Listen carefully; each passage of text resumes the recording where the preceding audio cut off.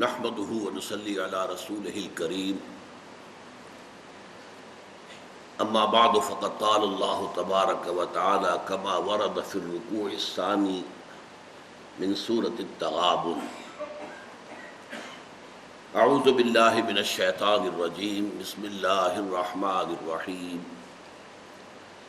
ما أصاب من مصيبة إلا بإذن الله ومن يؤمن بالله يهد قلبه والله بكل شيء عليم وأطيعوا الله وأطيعوا الرسول فإن توليتم فإنما على رسولنا البلاغ المبين الله لا إله إلا هو وعلى الله فليتوكل المؤمنون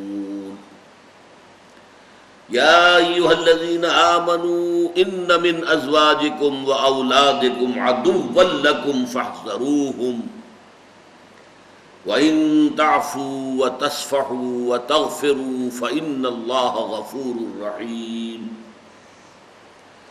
إنما أموالكم وأولادكم فتنة والله عنده أجر عظيم صدق الله العظيم رب اشرح لي صدري ويسر لي امري واحلل عقدة من لساني يفقهوا قولي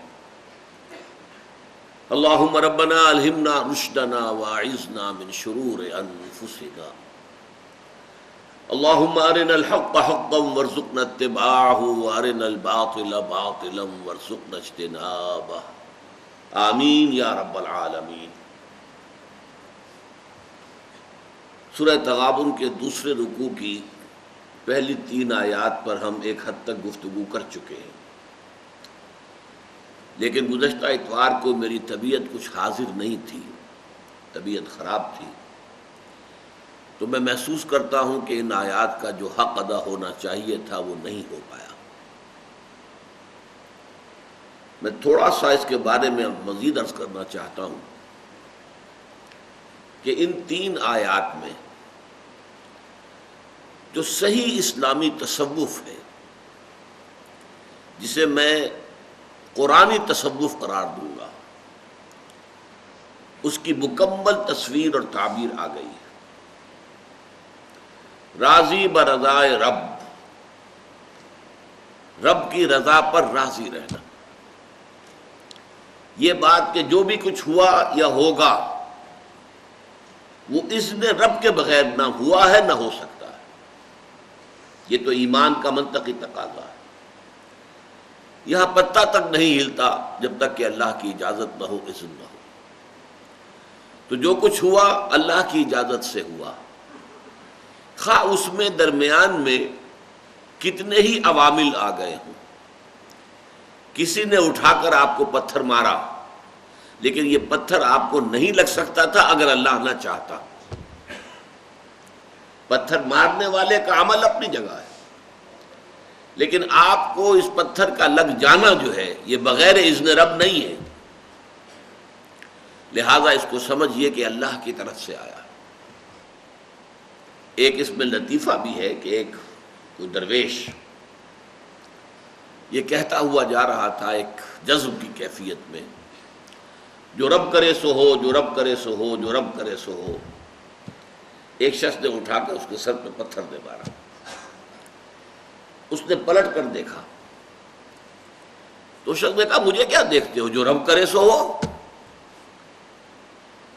تو اس درویش نے جواب دیا کہ یہ پتھر مجھے تو رب کے مارے ہی لگا ہے، لیکن میں دیکھ یہ رہا تھا کہ بیچ میں منہ کس کا کالا ہو گیا، کس نے اپنے لیے جو ہے وہ عذاب اللہ کا کما لیا، ورنہ مجھے بہرحال یہ پتھر لگا ہے تو اس میں اذن رب شامل ہے۔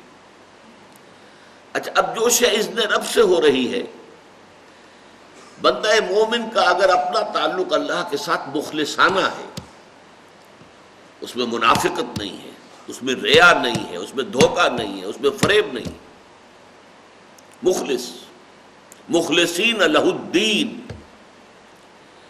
تو اللہ تعالیٰ کا تعلق بھی اس کے ساتھ ریسیپروکیٹ کرتا ہے۔ اللہ تعالیٰ انا عند ظن عبدی بی، حضور یہ اللہ کا قول ہے حدیث قدسی میں کہ میرا بندہ میرے بارے میں جو کچھ گمان کرتا ہے میں وہی سلوک اس کے ساتھ کرتا ہوں۔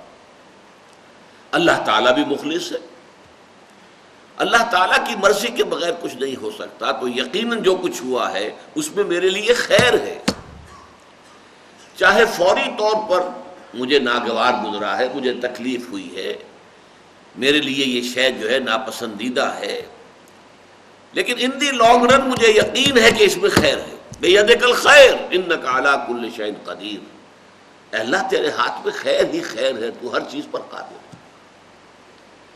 اچھا جو ہوگا وہ بھی اذن رب کے بغیر نہیں ہوگا، یہی تصور اس کے بارے میں ہونا ضروری ہے۔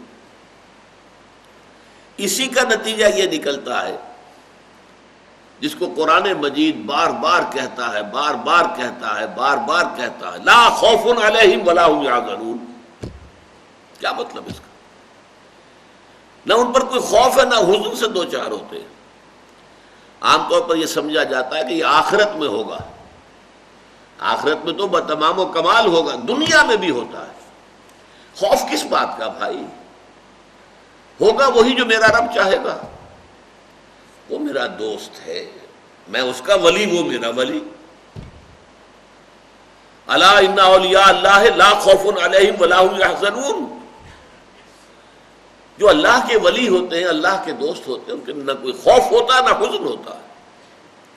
خوف کس بات کا؟ ہوگا وہ جو اللہ چاہے گا، اور جو کچھ اللہ چاہے گا اس میں کوئی نہ کوئی خیر ہوگا، چاہے فوری طور پر مجھے نظر نہ آئے۔ قرآن کہتا ہے سورہ بقرہ میں عسیٰ ان تکرہوا شیئا وہو خیر لکم وعسیٰ ان تحبوا شیئا وہو شر لکم، عین ممکن ہے کہ تم کسی چیز کو ناپسند کرو درحالے کہ اسی میں تمہارے لیے خیر ہو، اور عین ممکن ہے کہ تم کسی چیز کو پسند کرو درحالے کہ اس میں تمہارے لیے شر ہو۔ اللہ یعلم وانتم لا تعلمون، اللہ جانتا ہے تم نہیں جانتے۔ تم افعال و اعمال و احوال و واقعات کے ظاہر کو دیکھتے ہو، اس سے متاثر ہو جاتے ہو، اس کے پردے میں کیا مشیت اذنی ہے، کیا ارادہ خداوندی ہے، اس کے پشت پر کیا چیز ہے جو اللہ تعالیٰ کو مطلوب ہے، یہ ہمیں نظر نہیں آتا۔ وی آر شارٹ سائٹڈ، ہماری نگاہ جو ہے بس کچھ دور تک جاتی ہے، اس سے آگے نہیں جاتی۔ لہذا افعال و اعمال و احوال و واقعات کے صرف ظاہر پر ہماری نگاہ ہے، باطن پر تو ہے ہی نہیں، لہذا ہم اس سے متاثر ہوتے ہیں۔ تو در حقیقت ایمان کا حاصل الا ان اولیاء اللہ لا خوف علیہم ولا هم یحزنون، اللہ کے دوستوں پر نہ کوئی حزن ہے نہ خوف ہے، کوئی سوال ہی پیدا نہیں ہوتا۔ اسی طریقے سے قرآن مجید جو ہے بلند ترین مقام جو انسان کا ہو سکتا ہے، اس کی تعبیر کے لیے الفاظ استعمال کرتا ہے رضی اللہ عنہم ورضوا عنہ، اللہ ان سے راضی ہو گیا، وہ اللہ سے راضی ہو گئے۔ یہ باہمی رضامندی ہے، دو طرفہ، دو طرفہ اللہ کے ساتھ تعلق ہوتا ہے، دو طرفہ تعلق ہوتا ہے۔ تم اللہ سے محبت کرو گے، اللہ تم سے محبت کرے گا۔ تم اللہ کے ساتھ مخلص ہوگے، اللہ تعالیٰ تمہیں واقعتاً اپنا مخلص بندہ بنا لے گا۔ تم اللہ کی طرف چل کر آؤ گے، اللہ تمہاری طرف دوڑ کر آئے گا۔ تم بارش برآؤ گے، اللہ ہاتھ بڑھائے گا۔ تم اسے محفل میں یاد کرو گے، اللہ اس سے کہیں بہتر محفل میں تمہارا تذکرہ کرے گا، ملائکہ مقربین کی محفل میں۔ تم اللہ کو اپنے دل میں یاد کرو گے، اللہ اپنے جی میں تمہیں یاد کرے گا۔ یہ دو طرفہ معاملہ ہے۔ تم اللہ کی مدد کرو گے، اللہ تمہاری مدد کرے گا۔ ان تنصروا اللہ ینصرکم ویثبت اقدامکم، اگر تم اللہ کی مدد کرو گے، اللہ کی مدد سے مراد کیا؟ اللہ کے دین کی مدد، اس کی نصرت، اللہ تمہاری مدد کرے گا۔ یہ رضی اللہ عنہم ورضوا عنہ سورہ مائدہ میں بھی آ رہا ہے، سورہ توبہ میں، سورہ مجادلہ میں، سورہ بینہ میں 4 مرتبہ ہے۔ یہ مضمون جو ہے راضی برضائے رب، تسلیم و رضا، اور دوسری طرف توکل علی اللہ، وسائل و ذرائع میں نتیجہ خیزی کی کوئی صلاحیت نہیں ہے۔ جو بھی اشیاء ہیں ان میں جتنی پراپرٹیز ہیں ان کی، وہ اللہ کی عطا کردہ ہے، لیکن اللہ اشیاء کو پراپرٹیز عطا کرنے کے بعد خود پابند نہیں ہو گیا کہ اب کیا کروں، میں نے تو قانون بنا دیا، واٹر کیپس اٹس لیول، اب میں سمندر کو پھاڑ تو نہیں سکتا، موسیٰ اور ان کے ساتھیوں کو کیسے نجات دوں؟ نہیں، وہ قانون اللہ کی مرضی کے تابع، اللہ جب چاہے قانون توڑ دے، اس کا بنایا ہوا قانون ہے۔ واٹر کیپس اٹس سرفیس، پانی واقعتاً اپنی سطح برقرار رکھتا ہے، لیکن ایک مرتبہ ہوا ہے کہ عصائے موسوی کی ایک ضرب سے سمندر پھٹ گیا، فنفلق، ایسا پھٹا ہے، فکان کل فرقن کالطود العظیم، دونوں طرف جو ہے وہ بڑی چٹانوں کے مانند پانی کھڑا ہو گیا، اور حضرت موسیٰ اور ان کے ساتھی نکل گئے، بچ کر نکل گئے، اور جب فرعون اور اس کا لشکر آیا وہ دونوں پارٹ آپس میں مل گئے اور غرق ہو گئے۔ ایسا نہیں ہے کہ اللہ تعالیٰ نے آگ میں جلانے کی صلاحیت پیدا کی ہے تو اب اللہ کے ہاتھ بن گئے، میں کیا کروں، میں تو کچھ نہیں کر سکتا۔ یہ نمرود نے آگ کا الاؤ جلا دیا اور ابراہیم کو اس میں پھینک رہا ہے، نہیں، قلنا یا نار کونی بردن وسلام علی ابراہیم، وہ آگ اللہ کے حکم کی پابند ہے، تابع ہے، ہم نے اسے حکم دیا کہ آگ ٹھنڈی ہو جا اور سلامتی بن جائے ابراہیم کے حق میں، اس نے ابراہیم کو نہیں جلایا۔ البتہ یہ نوٹ کر لیجیے، یہ روز روز نہیں ہوتا، اگر روز روز ایسا ہوتا تو پھر تو کوئی سائنس ممکن ہی نہیں تھی۔ یہ properties of the matter, laws of chemical and physical change جو دنیا میں ہے، یہ کم و بیش مستقل ہے، لیکن اللہ کا اختیار بہرحال ہے، جب چاہے جس قانون کو چاہے توڑ دے۔ اگر اللہ کا اختیار نہ رہے تو اللہ پھر علی کل شیء قدیر نہیں رہتا، پھر وہ معطل خدا ہے، وہ ثم استوى علی العرش یدبر الامر من السماء الی الارض، کہ وہ تخت حکومت پر متمکن ہے اور آسمان سے زمین کی طرف امر کی تدبیر کر رہا ہے، چلا رہا ہے اس کائنات کو بالفعل، پھر وہ بات نہیں رہتی، پھر معطل ہے خدا۔ یہ فلسفیوں کا تصور ہے خدا کے بارے میں کہ خدا کریٹر تو ہے، پیدا کیا ہے اس نے، لیکن کریٹ کرنے کے بعد اب وہ علیحدہ بیٹھا ہوا ہے، اسے اس کائنات کی ڈے ٹو ڈے ورکنگ سے کوئی تعلق نہیں۔ یہ تو جو اس نے سیٹ آف لاز بنا دیے ہیں، کیمیکل چینج، فزیکل چینج کے قوانین بنا دیے ہیں، اس کے تحت آپ سے آپ یہ کائنات چل رہی ہے۔ جیسے آپ دیکھتے ہیں کہ ایک فٹ بال کے کھلاڑی نے کک لگائی، اب وہ بال گئی، اب وہ جا رہی ہے، اب اس کھلاڑی کے اختیار میں نہیں ہے کہ روک لے اسے، وہ تو جائے گی، وہ تو زمین کی فرکشن ہے جو اسے روکے گی، اگر زمین میں فرکشن نہ ہو تو وہ رکے گی نہیں، وہ تو جاتی جائے گی۔ یہ معاملہ نہیں ہے، اللہ نے اس کائنات کو پیدا کیا اور پیدا کر کے وہ خود معطل ہو کر علیحدہ کہیں نہیں بیٹھ گیا ہے، بلکہ وہ اس کو کنٹرول کر رہا ہے، ہر آن ہر لحظہ اس کا حکم، اس کا اذن، اس کی مشیت، اس کا فیصلہ نافذ العمل۔ تو یہ ہے در حقیقت راضی برضائے رب رہنا۔ اس کو ہمارے ہاں شاعروں نے بھی بڑی عمدگی سے پیش کیا ہے۔ برو کشید ز پیچا کے ہست و بود برا، چہ عقدہا کے مقام رضا کشود برا۔ علامہ اقبال کا بڑا خوبصورت شعر ہے۔ یہ جو آدمی پیچ و تاب میں کھاتا ہے، یہ کیوں ہو گیا، یہ کیسے ہو گیا، یہ نہیں ہونا چاہیے تھا، یہ اس نے کر دیا، یہ اس نے میرا کام بگاڑ دیا، اندر ہی اندر پیچ کھا رہا ہے، لیکن جب معلوم ہوا یہ تو جو کچھ ہوا اللہ کے کیے ہوا، وہ سارا پیچ ختم، وہ غصہ ختم۔ اگرچہ میں پچھلی مرتبہ بتا چکا ہوں، اس کا یہ مطلب نہیں کہ مجرموں کو سزا نہ دی جائے یا غلط کاروں سے انتقام نہ لیا جائے، نہیں، یہ اپنی جگہ ہے۔ وہ جس کا منہ بیچ میں کالا ہوا ہے وہ مستوجب سزا ہے، اسے سزا ملنی چاہیے کہ تم نے پتھر مارا ایک درویش کو، لیکن وہ درویش یہ سمجھے گا اور اسے سمجھنا چاہیے کہ مجھے جو پتھر لگا ہے تو اذن رب کے بغیر نہیں لگا.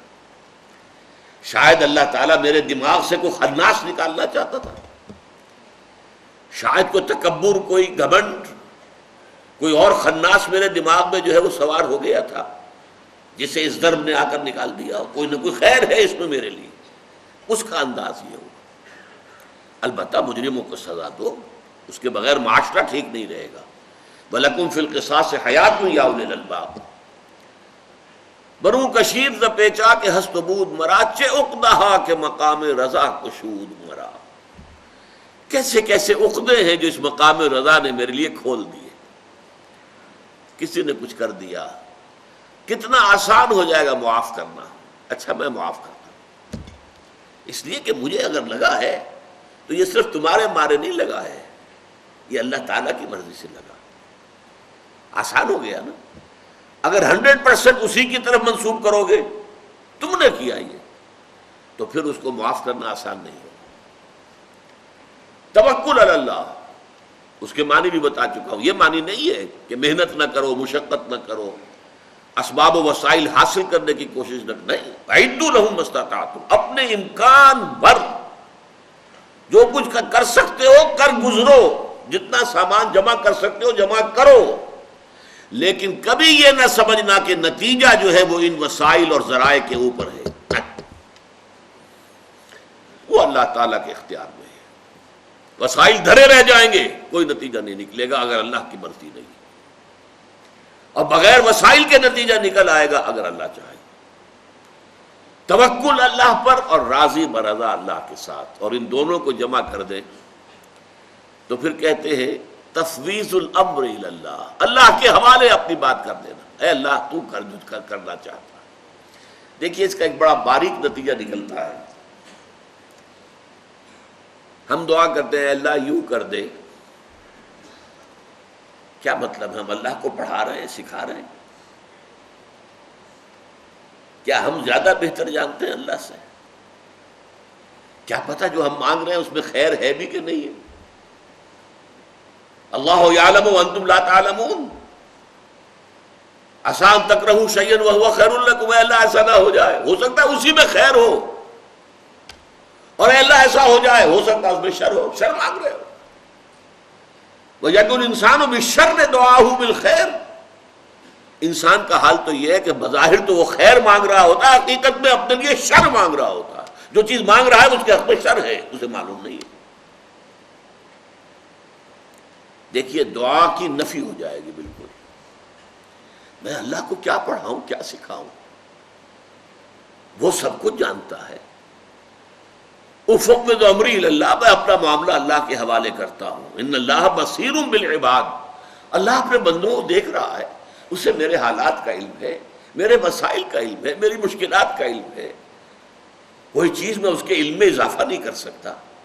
پھر اسے معلوم ہے میرے حق میں کیا بہتر ہے کیا بہتر نہیں ہے. میں کیا پڑھاؤں اور کیا سکھاؤں اور کیا کہوں کہ یہ کر اور یہ نہ کر.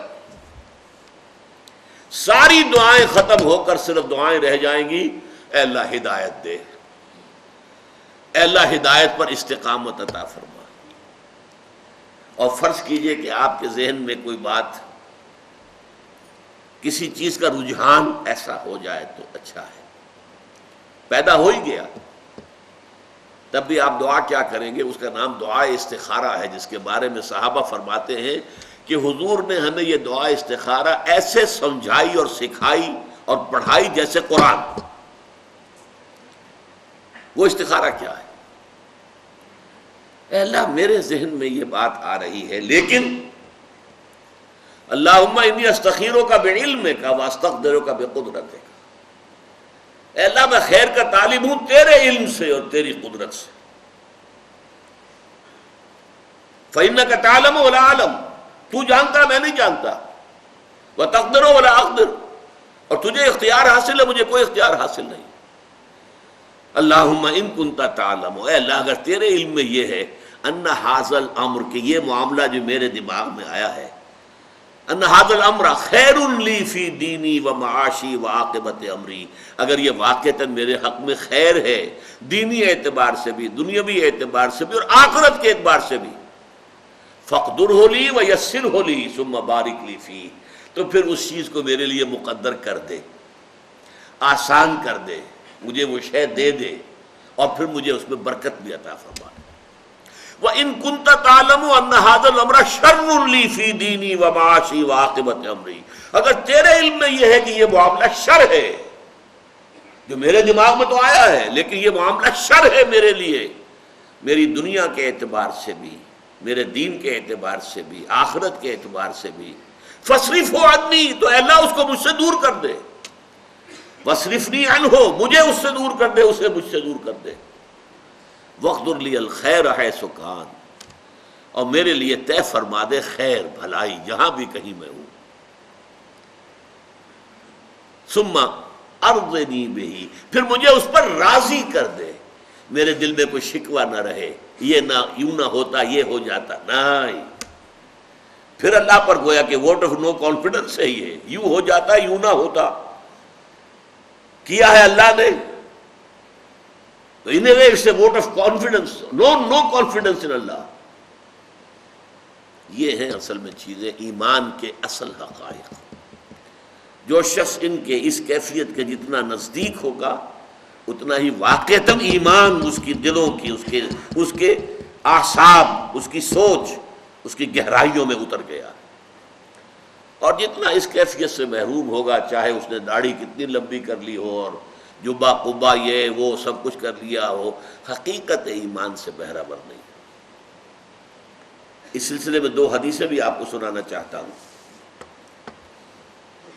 حضرت ابو ہریرہ سے روایت ہے رضی اللہ تعالیٰ عنہ، صحیح مسلم کی روایت، حضور نے فرمایا المؤمن القوی خیر واحب الی اللہ من المؤمن الضعیف، مومن طاقتور جو ہو وہ بہتر بھی ہے، اللہ کو زیادہ محبوب بھی ہے ایک کمزور مومن کے مقابلے میں۔ وفی کل خیر، ہاں خیر سب میں ہے، کمزور ہے مومن یا قوی ہے، خیر سب میں ہے۔ احرص علی ما ینفعک واستعن باللہ، جو چیز بھی تمہارے لیے مفید ہو اللہ سے وہ مانگو اور اللہ سے مدد چاہو۔ وَإِنْ أَصَابَكَ شَيْءٌ فَلَا تَقُلْ لَوْ أَنِّي فَعَلْتُ كَانَ كَذَا وَكَذَا، اگر کوئی تمہیں تکلیف آ جائے تو کبھی نہ کہنا کاش میں نے یوں کیا ہوتا تو ایسے ہو جاتا، ایسے ہو جاتا، میں بچ جاتا، ولیکن قل، کہو قدر اللہ، اللہ کی طرف سے یہی فیصلہ تھا، یہ اللہ کی طرف سے تھا، اس میں اگر مگر یوں کرتا تو ہو جاتا اور ایسا کرتا تو ہو جاتا، فلاں یہ نہ کرتا تو یوں ہو جاتا، یہ سارا معاملہ کیا ہے؟ وما شاء فعل، جو اللہ چاہتا ہے کرتا ہے۔ فإن لو تفتح عمل الشیطان، اس لیے کہ یہ کلمہ لو جو کاش ایسا ہو جاتا، کاش میں یہ کر لیتا اس وقت، تو پھر یہ مصیبت ٹل جاتی، یہ شیطانی عمل کا آغاز ہے۔ یہ ہے حقیقت ایمان۔ اور سنیے، حضرت عبداللہ ابن عباس رضی اللہ تعالیٰ عنہما سے روایت ہے ترمذی شریف میں، حضور نے خاص طور پر ایک مرتبہ تلقین فرمائی باتیں، وعلم، اے نوجوان اس حقیقت کو جان لے، ان الامت لو اجتمعت علی ينفعوک بشیء لم ينفعوک الا بشیء قد كتب اللہ لک، تمام انسان جمع ہو کر تمہارے لیے کوئی خیر کرنا چاہیں، بھلائی کرنا چاہیں، نہیں کر سکتے مگر بس وہی کچھ جو اللہ نے طے کر دی ہو۔ وَإِنِ اجْتَمَعُوا عَلَىٰ يَضُرُّوكَ بِشَيْءٍ لَمْ يَضُرُّوكَ إِلَّا بِشَيْءٍ قَدْ كَتَبَ اللَّهُ لَكَ، تمام انسان مل کر تمہیں کوئی تکلیف پہنچانا چاہیں نہیں پہنچا سکتے مگر صرف وہی جو اللہ کی طرف سے لکھی ہوئی ہے مقدر۔ تو بتائیے کس سے لالچ، کس سے توقع؟ اللہ کے سوا نہ کسی سے توقع رکھو۔ یہ طول عمل جو ہوتا ہے دنیا میں، امیدیں، آپ امیدیں رکھیں گے تو مایوسیاں بھی بہت ہوگی۔ دوست سے یہ امید نہیں تھی جو اس نے کیا ہے، آپ نے امید رکھی کیوں تھی؟ اس کی امیدیں قلیل، اس کے مقاصد جلیل۔ امیدیں بہت کم رکھو، جو رکھو اللہ سے رکھو،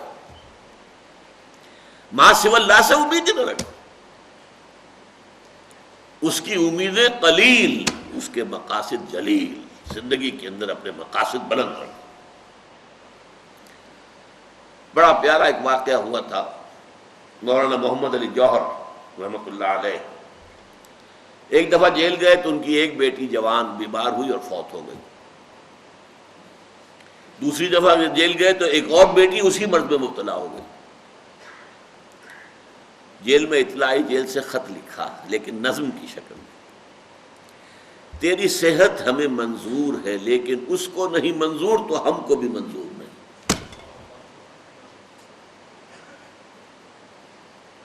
یہ ہے راضی برضائے رب، رب کی رضا پر راضی رہنا، اس کے فیصلے پر مطمئن رہنا، کوئی شکوہ کوئی شکایت نہیں، رضائے حق پہ راضی رہے۔ یہ حرف آرزو کیسا؟ خدا خالق، خدا مالک، خدا کا حکم تو کیسا؟ Who are you؟ جیسا کہ میں نے عرض کیا تھا، دعا کی جڑ کٹ جاتی ہے، اگرچہ یہ بھی تعلیم ہے حضور کی، جوتی باندھنے کا تسمہ بھی مانگنا ہو اگر تو اللہ سے مانگو، کسی اور سے کچھ نہ مانگو، لیکن اللہ سے بھی مانگو ہدایت، استقامت، اور سارا معاملہ اللہ کے حوالے۔ اے اللہ تیرے خیال میں، تیرے علم میں اگر یہ چیز میرے لیے بہتر ہے تو عطا فرما دے، اور اگر تیرے علم میں یہ چیز میرے لیے بہتر نہیں ہے تو اسے دور کر دے مجھ سے۔ یہ ہے کل تصوف، اصل تصوف، تصوف کی اصل جڑ، یہ کیفیت ہے ایمان کا تقاضا۔ اب آئیے، یہ جو 3 آیتیں تھیں یہ میں نے عرض کیا تھا آپ سے، ایک فرد کو انڈیویجول کی حیثیت سے جو حالات و واقعات اس پر وارد ہوتے ہیں اور جو افعال و اعمال اس سے صادر ہوتے ہیں، 2 ہی ہے نا ہماری شخصیت کے پہلو۔ کچھ ہم پر حالات وارد ہو گئے، آفاقی کوئی بات ہو گئی، زلزلہ آ گیا، سیلاب آ گیا، سائیکلون آ گیا، وغیرہ وغیرہ، یا بیماری ہو گئی، کینسر ہو گیا، کچھ بھی ہو گیا، جو بھی ہے اچھا اللہ کی مرضی ہے، جو اللہ کا فیصلہ راضی ہے، اور جو صادر ہو رہا ہے وہ ہو اطاعت کے سانچے میں ڈل کر، وَأَطِيعُوا اللَّهَ وَأَطِيعُوا الرَّسُولَ فَإِن تَوَلَّيْتُمْ فَإِنَّمَا عَلَىٰ رَسُولِنَا الْبَلَاغُ الْمُبِينُ۔ اطاعت کرو اللہ کی، اطاعت کرو رسول کی، اور اگر تم نے منہ موڑ لیا تو جان لو کہ ہمارے رسول پر سوائے صاف صاف پہنچا دینے کی اور کوئی ذمہ داری نہیں۔ بڑا پیارا شعر یاد آیا ہے مجھے، فانی تیرے عمل ہمتن جبر ہی سہی، سانچے میں اختیار کے ڈھالے ہوئے تو ہیں۔ ہمیں محسوس تو ہوتا ہے نا کہ ہمارا اختیار ہے، میں یہ کروں یا نہ کروں، اس کو اٹھا لوں یا نہ اٹھاؤں، اٹس مائی چوائس۔ لیکن ایک خیال یہ کہ نہیں، انسان جو ہے وہ مجبور محض ہے، میں اس کا قائل نہیں ہوں اس وقت، وہ تو شعر اچھا ہے اس لیے سنا دیا آپ کو۔ میں کہتا ہوں اگرچہ مجھے میرے نفس کی کوئی خواہش ہے، وہ نفس کی خواہش ہے، لیکن وہ اطاعت خداوندی اور اطاعت رسول کے سانچے میں ڈل کر ہو۔ پیٹ کھانے کو مانگتا ہے، حلال کھاؤ حرام مت کھاؤ، جنسی شہوت ہے حلال سے پوری کرو، حرام سے نہیں۔ تمہارے سارے تقاضے چاہے وہ ذاتی ہیں، نفسانی ہیں، کوئی پرواہ نہیں، اللہ نے وَإِنَّ لِنَفْسِكَ عَلَيْكَ حَقًّا، تمہارے نفس کے بھی تم پر حقوق ہیں، نفس کے حقوق بھی پورے کرو، ادا کرو، لیکن سانچے میں اطاعت کے ڈھالے ہوئے تو ہوں، وہ اللہ تعالیٰ، اللہ کے رسول، ان کی اطاعت کے سانچے میں ڈھلے ہوئے وہ افعال و اعمال تم سے صادر ہوں، اور جو کچھ تم کر رہے ہو اس میں نتیجہ اللہ کے ہاتھ میں، توکل اللہ پر، وسائل پر نہیں، اپنی ذہانت پر نہیں، اپنی کوشش پر نہیں، وسائل و ذرائع پر نہیں، اللہ کے ساتھ۔ اب اگلے چلیے، انسان دنیا میں اکیلا اکیلا نہیں ہے، 2 قسم کے بندھنوں میں بندھا ہوا ہے۔ ایک بندھن ہے رشتہ داری، کسی کا وہ بیٹا ہے، کوئی اس کا بیٹا ہے، کسی کا وہ بھائی ہے، کوئی اس کا بھائی ہے، کسی کا وہ شوہر ہے، کوئی اس کی بیوی ہے، یا بیوی کا کوئی شوہر ہے، رشتہ دار ہیں، کلبہ ہے، قبیلہ ہے، سپورٹرز ہیں۔ ان کے ساتھ طرز عمل کیا ہونا چاہیے اگر ایمان ہے؟ نفسیاتی کیفیت میں کیا تبدیلی آئے گی اگر ایمان؟ دوسری قسم کے بندھن زندگی کی ضروریات ہیں، جس کے لیے کچھ مالی ذرائع کی ضرورت ہے، پیٹ لگا ہوا ہے، اپنا اور اپنے بال بچوں کا پیٹ پالنا ہے، پیسہ چاہیے، مال چاہیے، کوئی نہ کوئی گھروندہ، کوئی چھت، کوئی تو ہو جس کے نیچے سونا ہے۔ تو مال و اسباب دنیاوی اور دنیاوی رشتہ داریاں، یہ دو چیزیں ہیں کہ ایک انڈیویجول اپنے انڈیویجول حیثیت میں ہم بحث کر چکے، جو کچھ وارد ہوا اور جو کچھ صادر ہوا۔ اب یہ انڈیویجول جو ہے وہ معاشرے کا فرد ہے، رشتہ داریاں ہیں، ان کے بارے میں کیا نقطہ نظر ہوگا، اور اس کی مالی ضروریات ہیں، احتیاجات ہیں، اس کے بارے میں کیا طرز عمل ہوگا۔ فرمایا یا ایھا الذین آمنوا ان من ازواجکم واولادکم عدوا لکم فاحذروہم، اہل ایمان تمہاری بیویوں میں سے اور تمہاری اولاد میں سے تمہارے دشمن ہیں، ان سے بچ کر رہو۔ عجیب مقام ہے یہ قرآن کا، جو عزیز ترین جو ہو سکتا رشتہ، اقبال نے ایک مصرے میں جمع کیا ہے، یہ مال و دولت دنیا یہ رشتہ و پیوند، بتان وہم و گماں لا الہ الا اللہ۔ یہ نظم علامہ اقبال کی بڑے کسی گہری کیفیت کے اندر جو ہے ڈوب کر کہی گئی ہے، خودی کا سر نہاں لا الہ الا اللہ۔ یہ نغمہ فصل گل و لالہ کا نہیں پابند، بہار ہو کے خزاں لا الہ الا اللہ۔ یہ مال و دولت دنیا یہ رشتہ و پیوند، بتان وہم و گماں لا الہ الا اللہ۔ اب یہ قرآن کیا کہہ رہا ہے؟ یہ تمہاری بیویاں اور تمہاری اولاد ان میں سے تمہارے دشمن ہیں۔ کیسے؟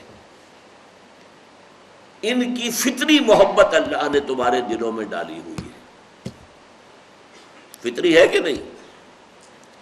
یہی ہے خطرے کی گھنٹی، یہی ہے، کہیں ذرا تم بے احتیاط رہو گے، غیر محتاط ہوگے، یہ محبت تجاوز کر کے اللہ کی محبت پر غالب آ جائے گی، اللہ کے رسول کی محبت پر غالب آ جائے گی، اللہ کی راہ میں جہاد کی محبت پر غالب آ جائے گی، اور تمہاری عاقبت برباد ہو جائے گی۔ تو یہ محبت فطری پوٹینشل ڈینجر ہے، اٹس اے ریڈ سگنل۔ ہاں ڈالنا ضروری تھا، اس کے بغیر تمدن کی گاڑی چلتی ہی نہ۔ اولاد کی محبت اگر والدین کے دل میں نہ ہو تو اولاد کی پرورش ہو سکتی ہے؟ بیوی کی شوہر سے، شوہر کی بیوی سے اگر محبت نہ ہو تو کیا گھر کا ادارہ چل سکتا ہے؟ اللہ کو اس دنیا میں تمدن برقرار رکھنا ہے، نسل انسانی کو چلانا ہے، لہذا محبت ڈال۔ محبت در حقیقت تمہارے لیے خطرے کا نشان ہے، خطرے کی گھنٹی ہے، لہذا بچ کر رہو، بی آن دی گارڈ، حفاظت کرو اپنی، دیکھتے رہو کہیں ان میں سے کسی کی محبت اللہ کی محبت اور اس کے رسول کی محبت اور اس کی راہ میں جہاد کی محبت سے بڑھ نہ جائے۔ اب یہاں میں آپ کو آیت سناتا ہوں، سورہ توبہ کی آیت نمبر 24۔ قل، اے نبی ان سے کہہ دیجئے، ان کان آباؤکم و ابناؤکم و اخوانکم و ازواجکم و عشیرتکم واموال اقترفتموها وتجارۃ تخشون کسادها ومساکن ترضونها احب الیکم من اللہ ورسولہ وجہاد فی سبیلہ فتربصوا حتی یاتی اللہ بامرہ واللہ لا یہدی القوم الفاسقین۔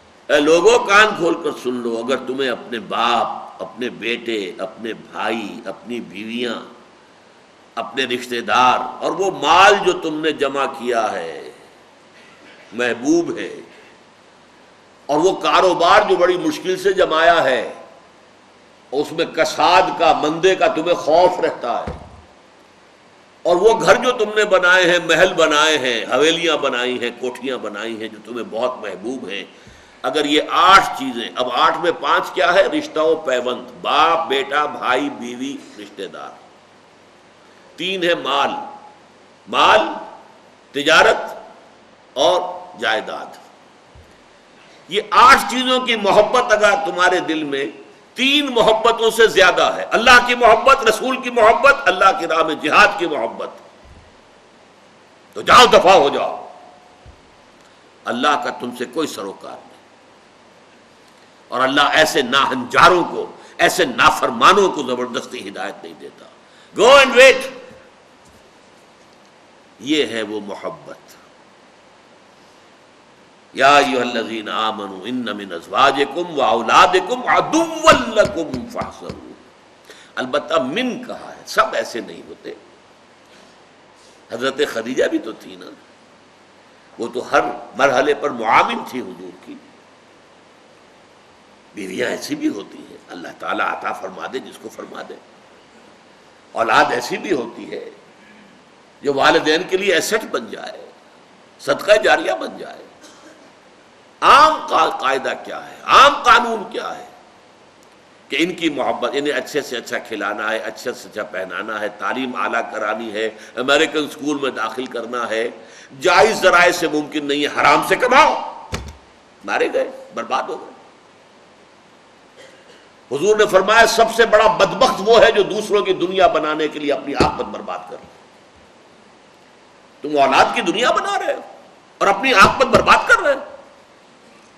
ان کی محبت کی وجہ سے تم نے حرام خوری شروع کی ہے. ان من ازواجکم واولادکم عدوا لکم فاحذروہ. یقیناً تمہاری اولاد اور تمہارے بیویوں میں سے تمہارے دشمن ہیں، بس بچ کر رہو، محفوظ رہو. Be on the guard, be on the alert. کہیں ایسا نہ ہو غفلت ہو اور وہ محبت چمکے سے آ کر اور آپ کے دل میں براجمان ہو جائے اللہ کی محبت سے اوپر، اور آپ کو پتہ بھی نہ چلے. لیکن اس کا یہ مطلب بھی نہیں. یہ قرآن مجید کی، قرآن میں جو توازن ہے، توازن، اس کی سب سے اعلیٰ مثال یہ آیت ہے. ایک طرف بیوی اور اولاد کو دشمن قرار دیا جا رہا، دوسری طرف وَإِن تَعْفُوا وَتَصْفَحُوا وَتَغْفِرُوا فَإِنَّ اللَّهَ غَفُورٌ رَحِيمٌ. اگر تم معاف کرتے رہو، اگر چشم پوشی سے کام لو، ان کی خطائیں بخشتے رہو، تو اللہ بھی تو غفور الرحیم ہے. 3 الفاظ ہم مانی. یعنی یہ نہیں ہو جانا چاہیے کہ گھر کا معاملہ جو ہے وہ ایک جنگ کا نقشہ، جنگ کے میدان کا نقشہ پیش کر رہا، ہر وقت جو ہے لان تان ڈان ڈپٹ. یہ نہیں. اس سے تو رد عمل بھی پیدا ہو سکتا ہے، ضد پیدا ہو جاتی. اکثر مذہبی گھرانوں کے ساتھ یہ حادثے پیش آتے ہیں، بھیجا، زبردستی، جبر. نتیجہ کیا ہوتا ہے؟ رد عمل، بغاوت. اکثر یہ آیت ان کے لیے تیر بہدف ہے اگر واقعتاً اس پر غور کریں. کیسا توازن کیا ہے. ایک طرف تو سمجھو ان کی جو فطری محبت میرے دل میں ہے وہ میرے لیے ریڈ سگنل ہے، I have to be on the guard. ان میں سے کسی کی محبت بڑھ نہ جائے اللہ کی محبت اور اس کے رسول کی محبت اور اس کی راہ میں جہاد کی محبت سے. دوسری طرف یہ نہیں کہ ہر وقت ڈنڈا ہاتھ میں ہے، ڈنڈا چلا رہے ہیں، اور گھر میں جو ہے وہ میدان جنگ کا نقشہ نہیں. معاف بھی کیا کرو. ان تعفوا تصفحوا، صفح کہتے ہیں. یہ صفح ورق کا ایک پہلو جو ہے صفح ہے. چشم پوشی کر لینا، ذرا اپنا رخ موڑ لینا. آپ نے دیکھ لیا ہے کہ بیٹا کیا کر رہا ہے، لیکن ایک تو یہ فوراً ڈانٹ ڈپٹ کیا کر رہے ہو، تم غلط کام کر رہے ہو. ایک یہ کہ دیکھا اندیکھا کر دیا، یہ ہے صفح. نظر انداز کر دینا، رخ پھیر لینا. تغفروا، ڈھانپ دینا. مغفر کہتے ہیں خود کو، لوہے کی ٹوپی جو سر پر اوڑھتے تھے کہ تلوار کا وار آئے تو سر بچے. تو گناہ کے اوپر ٹوپی اڑھا دو، گناہ کو چھپا دو. یہ کام اگر کرتے رہو گے، مناسب انداز میں تلقین ہو، تعلیم ہو، سب سے بڑی بات یہ کہ اپنی مثال سے تعلیم دو. اگر اپنے ہاں کہیں پانی مر رہا ہے، اپنی سیرت و کردار کے اندر اگر منافقت ہے، تو اولاد کے اندر اس کا رد عمل لازماً پیدا ہوگا. کیونکہ آپ دنیا سے اپنی باتیں چھپا سکتے ہیں، گھر والوں سے تو نہیں چھپا سکتے. گھر کا بھیدی لنکا ڈھائے. تو یا ایھا الذین آمنوا ان من ازواجکم واولادکم عدوا لکم فاحذروہم وان تعفوا وتصفحوا وتغفروا فان اللہ غفور رحیم. انما اموالکم واولادکم فتنہ. اب وہ مال کا معاملہ آیا. جان لو تمہارا مال اور تمہاری اولاد تمہارے لیے فتنہ ہے. فتنہ کسے کہتے ہیں؟ فتنہ کہتے ہیں کسوٹی، جس پر کہ رگڑ کر دیکھتے ہیں کہ یہ سونا جو ہے ٹھیک ہے یا کوئی جعلی ہے. فتنہ کسوٹی کو کہتے ہیں. یہ جسے تم ایسٹ سمجھ رہے ہو، یہ فتنہ ہے تمہارے لیے. اللہ جانچ رہا ہے. اولاد تمہیں دی ہے، کیا بنا رہے ہو اولاد کو؟ ان کی تربیت کیسے کر رہے ہو؟ اللہ کے بندے بنا کر اٹھا رہے ہو، یا تعلیم تو دلوا رہے ہو ایسے اسکولوں میں جہاں 10,000 روپے فیس دینی پڑ رہی ہے، لیکن ان کی دینی تعلیم و تربیت کا کوئی خیال نہیں. کیا بنا رہے ہو اولاد کو؟ فیل ہو گئے تم. اچھا، یہاں مال کے ساتھ اولاد کو جمع کیا. اولاد دونوں میں مشترک ہو گئی. ایک محبت جو بیویوں کی محبت اور اولاد کی محبت، ایک مال اور اولاد جمع کیا گیا، اولاد دونوں میں آ گئی. اس لیے کہ اولاد ایک ایسٹ بھی ہے. اولاد کو انسان سمجھتا ہے کہ ہمارے بڑھاپے کا سہارا ہے. ہم انویسٹ کر رہے ہیں، جیسے آپ انویسٹ کرتے ہیں کہ بڑھاپے میں کام آئے. آپ اولاد میں انویسٹ کرتے ہیں اپنے آپ کو تاکہ بڑھاپے میں وہ آپ کا سہارا بنے. تو اولاد کی دو حیثیتیں ہو گئی. ایک طبعی محبت اولاد ہونے کی بنا پر، اور ایک ایسٹ. یہ گویا کہ تمہارے لیے ایک جائیداد ہے، تمہارے آخرت کا، تمہارے بڑھاپے کا سہارا بننے والی شے ہے. ان دونوں کو کہا انما اموالکم واولادکم فتنہ.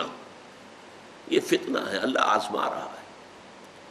تم نے اپنے اولاد کو کیا بنانا چاہا. اور یہ اچھی طرح جان لیجئے، کسی انسان کی اصل باطنی شخصیت اگر دیکھنی ہو جو ہم نہیں دیکھ سکتے، کسی کے دل میں کیا ہے،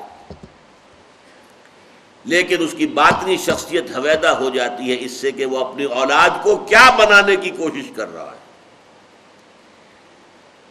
وہ اس کی ویلیوز ہیں، وہ اس کی پرائیورٹیز ہیں. اس کے زبان پہ چاہے کچھ بھی ہے، نیکی ہے اور سب کچھ ہے، لیکن اولاد کو جو کچھ وہ بنانے کی کوشش کر رہا ہے، that reflects his real inner personality. اس کی اصل اقدار کیا ہے، اس کی ویلیوز کیا ہیں، اس کی پرائرٹیز کیا ہیں، وہ دیکھنی ہو تو دیکھو اولاد کو کیا بنا رہا ہے. انما اموالکم واولادکم فتنہ واللہ عندہ اجر عظیم. اور جان لو صرف اللہ کے پاس اجر عظیم ہے. یہ اس کو کہتے ہیں اسلوب حصر. آپ اولاد میں اپنے آپ کو انویسٹ کریں کہ اولاد بڑھاپے میں کام آئے گی، کبھی یہ توقع نہ رکھنا. دنیا والوں سے تو توقع منقطع کر دو. ان کی امیدیں قلیل، ان کے مقاصد جلیل. ہاں، اولاد کی پرورش کرنی تمہارا فرض ہے، اللہ نے تمہیں دی ہے، وہ کرو، ان کا حق ادا کرو، لیکن اس کے لیے حرام خوری نہ کرو. روکھی کھلا سکتے ہو روکھی کھلاؤ، جو بھی کھلا سکتے ہو کھلاؤ، حلال کے اندر کھلاؤ.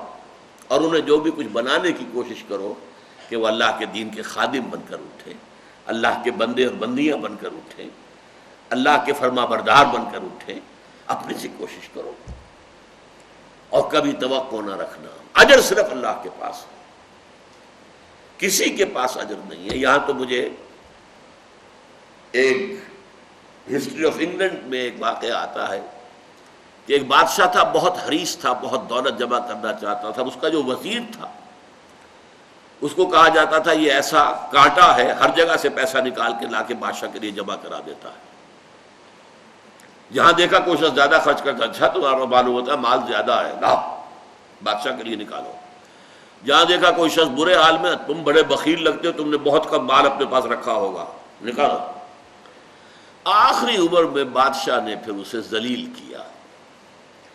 بڑی حسرت سے اس نے کہا Had I served God as I served the king, اگر میں نے کہیں بادشاہ کی خدمت اللہ کی خدمت اس طرح کی ہوتی جیسے کہ میں نے بادشاہ کی خدمت کی تھی وہ مجھے میرے اس بڑھاپے میں ذلیل نہ کرتا. لیکن یہ حسرت ہے. اللہ تعالیٰ اس حسرت ناک انجام سے بچائے. بارک اللہ لی ولکم فی القرآن العظیم ونفعنی وإیاکم بالآیات والذکر الحکیم.